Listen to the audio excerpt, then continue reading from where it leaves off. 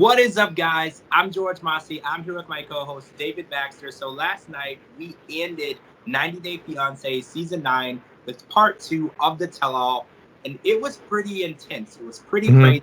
There's a lot. The end had a little disclaimer of something that happened after the filming. We're going to get into all of that. So I want to start out with this attack that Jabri launched on John, right? So and John were having this exchange, but it kind of opened up another conversation, because Thais feels that this is the type of confrontation that Patrick should be giving John, because she feels like he doesn't stand up for her. Now, we found out that Patrick feels that he can't really say much or do much with John because he's trying to work on his communication skills with him and keeping him out of their relationship. Now, Thais just feels like the way that Jabri reacted to him was something that she agreed with and she wished that Patrick would do more of. And let's keep in mind, Jabri called John trailer trash. I feel like that was way too far and completely unacceptable. Yeah, I feel that Jabri's got no business talking about anybody. Like, he's, as they used to say in elementary school, he's all up in the Kool-Aid and don't even know the flavor. He doesn't know a lot about their relationship. And I do want to say this. There was some pictures from the baby shower that Patrick and Thais threw a few days ago. And John and Patrick and Jabri and Miona and Thais were all present and happy. So it appears that things are not awry in that situation. Everyone is getting along. They were there. There was no fighting as far as I could see in the videos. So hopefully everything was taken care of. I mean, Jabri's best friends with the guy who put him in a coma. So, I mean, I think he's one of the, I honestly, this is not shade. I think he's one of those people that, like, will hold a grudge for a minute. You have a huge fight, like somebody gets beaten up, and then 5 minutes later, you're best friends again, like nothing happened. So Emily and Kobe revealed to us that they are adapting to life with 2 kids, very young kids, and they tell us that their sex life has dwindled. And I try to tell people this all the time. The increasing number of your children, the decreasing of the number of the times that you're going to be intimate. So I think that they're realizing that now.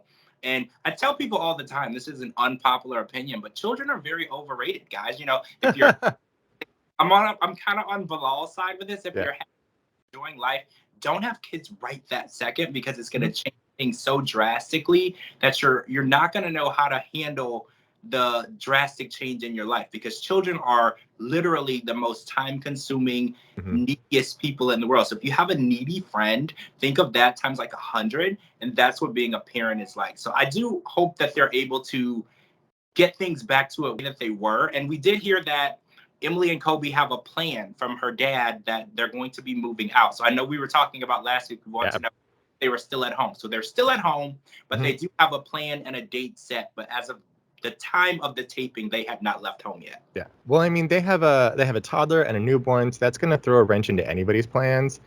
But it sounds like he's got a job. I know that she said she's been staying home taking care of the kids, which, you know, that's fine. So for as much flack as Emily has gotten, they seem like they have a lot together. Like they have a lot taken care of. Like they kind of came out of it stable, normal, I would say. Emily has shown a very softer side. She's just happy and loving towards her family. She's appreciative of Kobe and her kids. And I think that's the side that everybody wanted to see on the show. And we don't know what Dave gave Kobe at the wedding day, because they decided to talk about it at the tell-all but not tell us what it was. So I'm still irritated. If anybody knows, my DMs are open. Tell me what it was. I'm dying to know their theories of what he gave them, but I have no clue.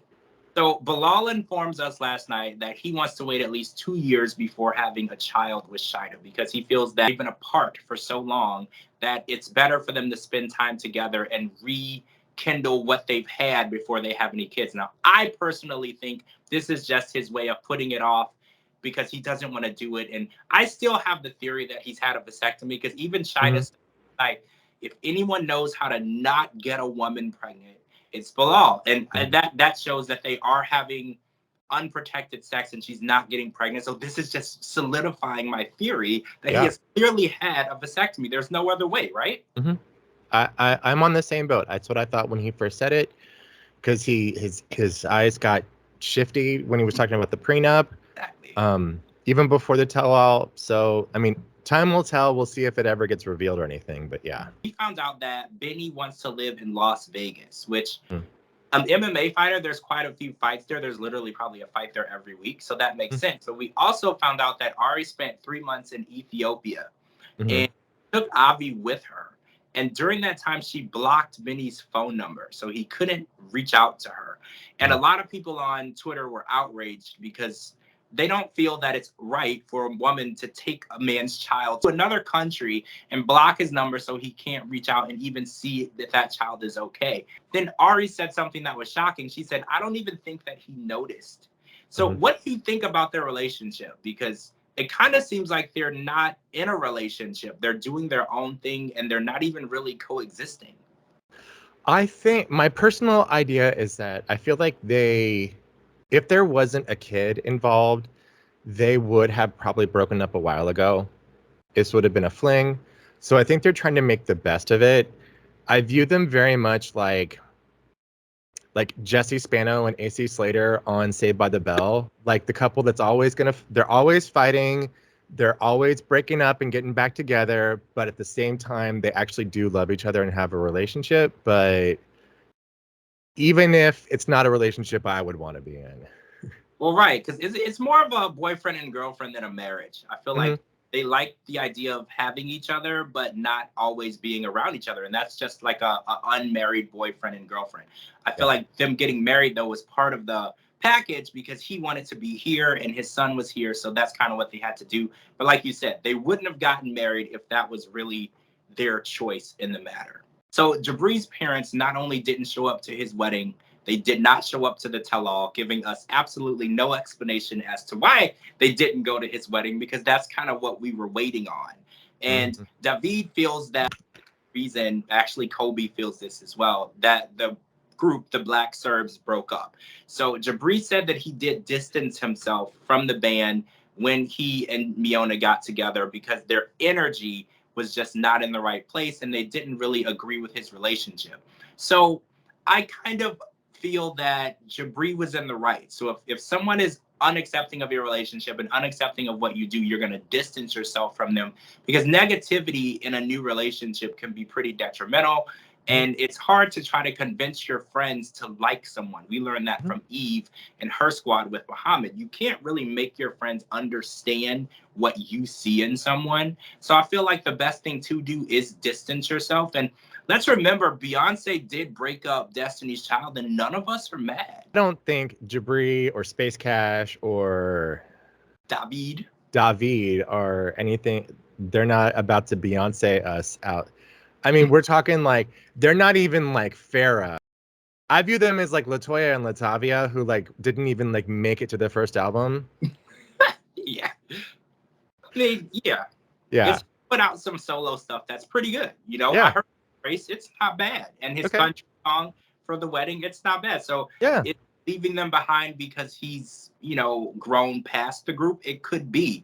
And, when someone is constantly being negative towards you, it's Mhm. really difficult to put yourself in situations with them Yeah. because you can't always Fiona around them when they're always going to be negative. And especially with his mom, he said that he hasn't spoken with his mom for 6 months, and it's all because his mom and his dad don't like Fiona. And like I said, sometimes distancing yourself and giving you time and space away from them might be the best way to go. It's unfortunate because he said that they were always close.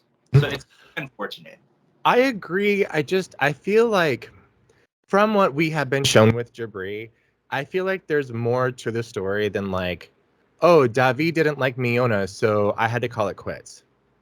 I guess it's just how I kind of feel about it. Like, I agree 100% with what you're saying. I also wonder if there is more to this story than Jabri's point of view. Yeah, I've had my theories. Like, Mhm. maybe Miona dated David first. And it's complex. And like you said, it's not just I don't like her, she rubbed me the wrong way. Like you said, it's something more deeper than that. We're ever gonna know why specifically. Just like we're never gonna know what David gave Kobe on that wedding day, which is still bothering me to this day. All right, so the last like 2 minutes of the tell-all, there was a little addition where Eve discovered some text messages between Muhammad and a mystery woman, And Muhammad admitted that the text messages were just friendly at first, and then things got a little more intense and bigger after 2 months. And he did apologize, and he did say that he ended things and told the woman he's a married man not to text him anymore. Eve said at the end that she's not sure what their future looks like now. So, what are your thoughts on this? Because, we all knew when the text messages came out, they were pretty bad. So, what do you think is going to happen now? It's really made me change. Not that I had the greatest idea of Muhammad, but I mean, he's been so like, this is how we have to act according to my culture. This is like, I want somebody to be a certain way with me. I want my life to be this very specific religious way. And I can't really think of any religion where stepping out on your wife is considered moral and upstanding. Well, I know in certain religions you can have multiple wives, but I think you do actually married to each one. You can't you can't just go out and pick new ones. Right. Like, there's a total difference between like getting yourself a sister wife. Like, one thing I will have to say about all the people on Seeking Sister Wife is that they are all upfront and honest about what's going on. This isn't an episode of Cheaters, and I feel like Muhammad kind of turned this into an episode of Cheaters, and it's made me lose a lot of. Well, I can't say a lot because I didn't have a lot beforehand, but it's definitely it's not a good look. He's posted some stuff on his story that says he wants to tell his side of the story. So okay. We've been watching his Instagram closely to see if he's going to give us a little more insight on that. Because, maybe there is something behind the scenes that we don't know. But like you said, from what we saw, it's pretty bad. It's pretty thing that you want to wait until the green card comes to leave. Those are some pretty serious statements. So unfortunately, that's how we ended the season. So now it's like a cliffhanger. We don't know where we're going from here. All right, guys, that's a wrap. That's it. That's how we are ending 90 Day Fiance Season 9. And I'm George Mossey. This is my co-host, David Baxter. Next Sunday, we will be watching the premiere of 90 Day Fiance Happily Ever After. But we will see how that goes as well. And apparently, Angela has a boyfriend. So we're going to be watching that. All right, guys, make sure you're live tweeting with us for the premiere next week for 90 Day Fiance Happily Ever After, the premiere. We'll talk to you all really soon.